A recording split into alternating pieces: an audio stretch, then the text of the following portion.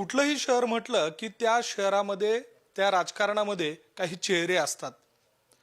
ते चेहरे जरी वेगवेगळे असले आणि अनेक जरी असले तर त्यापैकी काही मोजकेच मोहरे असतात. आता सध्या नाशिक महानगरपालिकेची रणधुमाळी सुरू आहे. या रणधुमाळीमध्ये कोण राजा कोण प्यादा हे सगळं काही सुरू राहील. मात्र शहरातील जे मोहरे आहेत त्यापैकीच एक आपल्यासोबत आहेत भाजपचे ज्येष्ठ नेते लक्ष्मण सावजी. त्यांच्याशी आपण बोलणार आहोत. तुमचं पुढारी न्यूजमध्ये खूप खूप स्वागत. आणि निवडणुकीची रंगत सुरू आहे, प्रचारात सगळं सुरू आहे, तुम्ही देखील त्या सगळ्या याच्यामध्ये आहे. यंदाची निवडणूक काय खास वैशिष्ट्य वाटतं तुम्हाला, कसं बघता तुम्ही या निवडणुकीकडे? निवडणूक यंदाची तर खास आहेच. प्रत्येक निवडणुकीचं एक वेगळं मैदान असतं, प्रत्येक निवडणुकीचं एक ग्राउंड वेगवेगळं असतं. आणि त्यामुळं एकतर काय होतं, राष्ट्रीय पक्ष आणि स्थानिक स्वराज्य संस्थेची निवडणूक हा एक चिंतनीय विषय आहे, मंथन करण्यासारखा विषय आहे. का आम्हाला राष्ट्रीय पक्ष म्हटल्यानंतर ज्या राष्ट्रीय पक्षाच्या ज्या विचारधारेची जी बंधनं येतात, जे थॉट प्रोसेस असते, त्याला स्टिकअप राहावं लागतं. त्याच्यात आम्हाला तिलांजली देऊन आम्हाला चालत नाही. आणि त्यामुळं आमचं जे काही आहे ते राष्ट्रीय भारतीय जनता पार्टी राष्ट्रीय पक्ष असल्यामुळे आज नरेंद्रभाई मोदी त्यांचा सगळी थॉट प्रोसेस आणि त्यांचं चाललेलं सरकार, त्यांच्यातर्फे ज्या योजना खाली सामान्य माणसापर्यंत राबवण्यात आल्या आहेत त्या, आणि त्याचबरोबर राष्ट्रीय पक्ष म्हणून संघटना, म्हणजे मग अमित शहा असतील, JP नड्डा असतील, किंवा आताचे नितीनजी नवीन अध्यक्ष ते असतील, किंवा आणखीन कोणी संघटन मंत्री सगळे असतील केंद्र स्तरावरचे, या सगळ्यांच्या विचारधारेत आम्हाला चालवावं लागतं. आणि त्यामुळं सगळी जरी निवडणूक प्रोसेस सुरू झाली तरी ती राष्ट्रीय विचारधारा असल्यामुळे त्याच्यामध्ये, आणि त्यात परत राष्ट्रीय विचारधारेच्या बरोबर आता जे राज्यामध्ये सरकार आहे, मग त्याच्यामध्ये देवेंद्र फडणवीस माननीय मुख्यमंत्री आहेत, त्यांचं सरकार आहे, त्यांच्या योजना आहेत, आणि ते खाली ज्या पद्धतीनं कार्यरत होतंय सगळं सरकार, एकदम वेगवान सरकार आहे. केंद्रातलं सरकार, राज्यातलं सरकार, आणि मग राज्यातली संघटना. मग याच्या आधी आमचे बावनकुळे साहेब अध्यक्ष होते, आता माननीय रवींद्रजी चव्हाण अध्यक्ष आहेत, आणि त्यांच्यावर असलेले सगळे संघटन मंत्री आणि सगळे विषय. त्याच्यामुळे सरकारच्या स्तरावर केंद्र आणि राज्य, संघटना स्तरावर केंद्र आणि राज्य, या संघटनेच्या मुशीतून आम्हाला इथल्या सगळ्या निवडणूक प्रक्रियेला सामोरं जावं लागतं. त्यामुळे साहजिकच गेले 10-11 वर्षापासून जे केंद्रातलं राज्यातलं सरकार आम्हाला, त्यामुळे लोकांनी विश्वासानं दिलेलं असल्यामुळे आम्हाला त्या जबाबदारीच्या भूमिकेतून या सगळ्या विषयाकडे जावं लागतं. तर तुम्ही म्हणालात की 92 पासूनची निवडणूक बघतोय, अगदी 10 सदस्य होते, पक्षाचा बदललेला हा ग्राफ, त्यानंतर आता नव्यानं तुम्ही म्हणालात की 1100 अर्ज आले, मोठी पक्षाची ताकद झाली. यामध्ये हे सगळं निवडताना, अचूक काम करताना हा बदललेला प्रवास बघून काय वाटतंय आज? नाही, काय वाटतं नाही, हे बघा, प्रत्येक काळाचं उत्तर वेगळं असतं, प्रत्येक काळातल्या समस्या वेगळ्या आहेत, प्रत्येक काळातला क्रायटेरिया ज्याला आपण म्हणतो वेगवेगळा आहे. आता काळाची गरज काय आहे त्या दृष्टीनं त्या ठिकाणी पावलं उचलावी लागतात. त्याच्यामध्ये शेवटी 10 गोष्टी करताना एखादी गोष्ट मनासारखी होत नाही, आणि मग त्याचे जे काही परिणाम असतात ते सर्वत्र असतात ना. शेवटी मानवी व्यवहार, मानवी स्वभाव, मानवी समस्या ह्या काही सगळ्या चौकटीत बसवता येत नाहीत. त्यामुळे त्याला काही गोष्टींना काळ हे उत्तर असतं.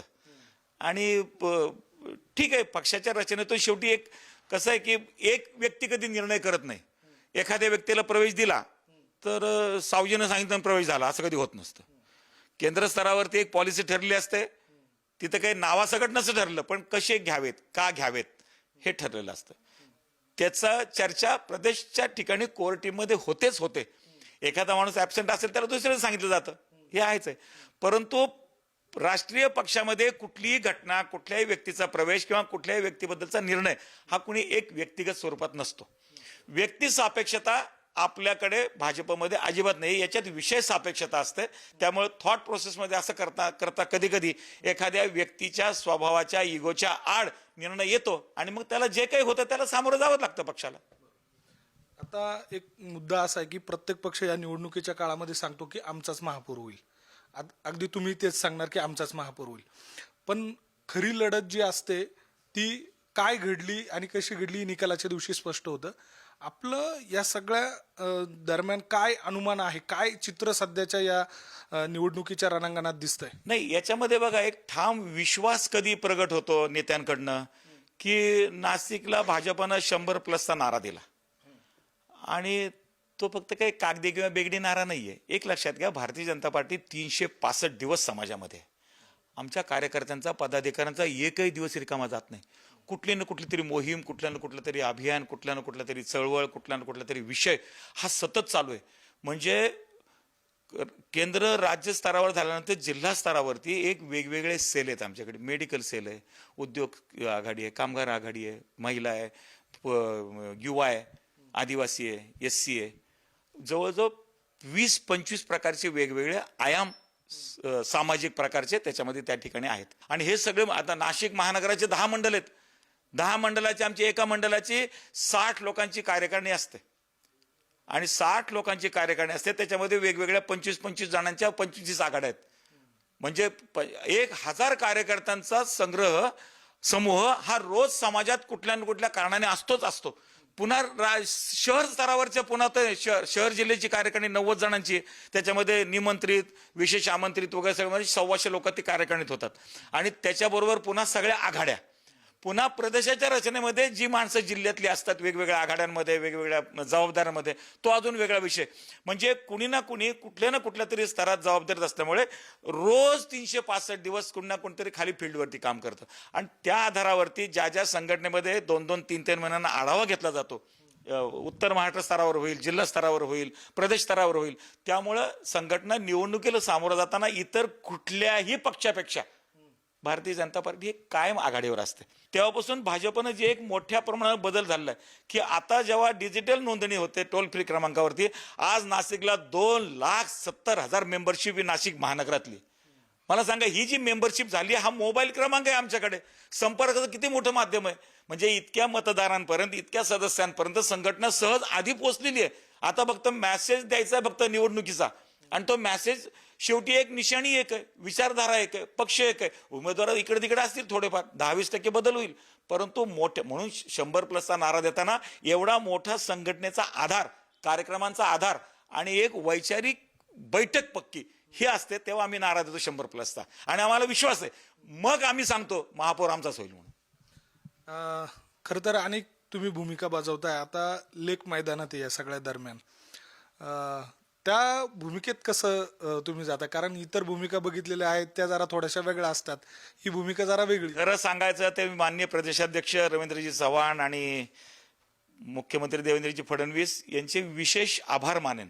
कशा करता की यावेळेला त्यांनी ठरवलं की जरी किती नव्यानं काही लोक प्रक्रियेत येत असले तरी सुद्धा जेव्हा 4-4चे प्रभाग आहे, तर एखाद्या प्रभागात खरोखर काही जुने 2, नवे 2 असे असतील, एखाद्या प्रभागात 3 नव्यानं कार्यकर्ते असतील, त्या प्रभागात एक जुना कार्यकर्ता कोणीतरी आवर्जून द्या. आणि हा जो प्रकार आहे हा सगळा नाशिकमध्ये सगळीकडे जवळपास 70-80% बघण्यात आलेला आहे. फार क्वचित एखाद्या प्रभागामध्ये 4ही नवीन असतील, पण असं नाही आहे. आणि त्यामुळं ह्या सगळ्या प्रक्रियेमध्ये जे नाशिकमध्ये 30-30, 40-40, 50 वर्ष काही कार्यकर्ते काम करतात की ज्यांना राजकीय उपलब्धी कधी व्यासपीठात झालेली नाहीये, पण ते संघटनेत आहेत, त्यांच्या घरातलं कोणी ना कोणती जर या प्रक्रियेमध्ये येत असेल आणि प्रॉपर असेल तर त्याचा विचार व्हावा असा विचार त्यांनी केला. आणि त्यातून मग नाशिकच्या 3-4 आमच्या नेत्यांच्या पुढच्या त्यांच्या मुलांना त्या ठिकाणी कसं सेट करता येईल हा प्रयत्न झाला. त्यातून एक भाग म्हणून या ठिकाणी मला प्रभाग क्रमांक 12मध्ये माझी जी मुलगी आहे नुपूर, तिला त्या ठिकाणी उमेदवारी दिली. पण नुपूर ही सांस्कृतिक क्षेत्रातलं तिचं एक वेगळं आढळ स्थान आहे. म्हणजे आम्ही जर पत्रक काढलं ना, त्या पत्रकावरती माझा फोटो नाहीये, ती माझी मुलगी म्हणून मी त्याला इंट्रोड्यूस करणार नाहीये. तिनं तिच्या क्षेत्रातलं मुळं मजबूत करून त्या ठिकाणी त्या क्षेत्रामध्ये वृद्धी. कारण नाशिकच्या सांस्कृतिक क्षेत्रातला ती एक चांगला चेहरा आहे. ती संस्कृत MA आहे, योगशास्त्र MA आहे. आणि त्यामुळं अशा माध्यमातून कला क्षेत्रात आहे, नाटकातली तज्ज्ञ आहे, चित्रपटातली तज्ज्ञ आहे. आणि नाशिक म्हटल्यानंतर पुन्हा विभा शिरवाडकर, कानेटकर, अगदी आपले हृदयास्थ स्थान असलेले सावरकर यांची सगळी जी सांस्कृतिक परंपरा आहे त्या परंपरेमध्ये असलेली एक चांगली कार्यकर्ती म्हणून नुपूर आहे त्या ठिकाणी. आणि म्हणून तिच्या उमेदवारीचा विचार त्या ठिकाणी झाला. आणि मग माझी त्याला एक ती झालर आहे की योगायोगानं हे विचाराचं एक घर आहे म्हणून. खूप खूप शुभेच्छा तुम्हाला. आणि तुम्ही पुढारी न्यूजला सविस्तर वेळ दिला, ही संपूर्ण मुलाखत दिली, त्याबद्दल आपले देखील खूप खूप धन्यवाद. व्हिडिओ जर्नलिस्ट योगेंद्र महाजन सह मी किरण ताजने, पुढारी न्यूज, नाशिक.